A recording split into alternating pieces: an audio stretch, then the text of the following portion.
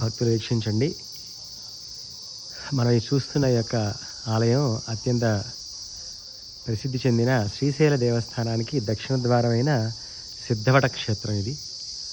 ఒకప్పుడు ఈ యొక్క క్షేత్రం అంతా సిద్ధవటాలు అంటే వృక్షాలతో కూడుకున్న ఈ యొక్క అడవిలో సిద్ధవటేశ్వరుడు అయిన స్వామి దక్షిణామూర్తి రూపంలో స్వామివారు ఇక్కడ మనకి సిద్ధవటేశ్వరుడిగా స్వామి ప్రసన్నమై ఉన్నారు.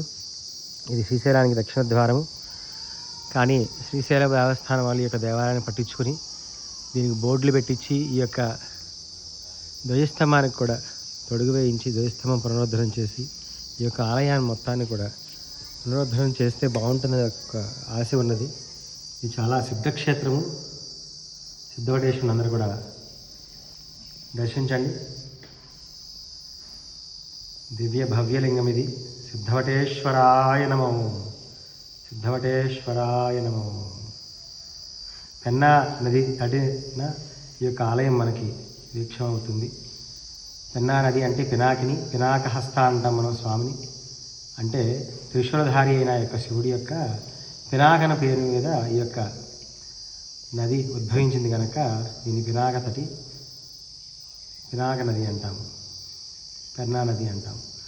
స్వామిని దర్శించి అందరూ కూడా తరించండి. సిద్ధేశ్వరాయ నమో.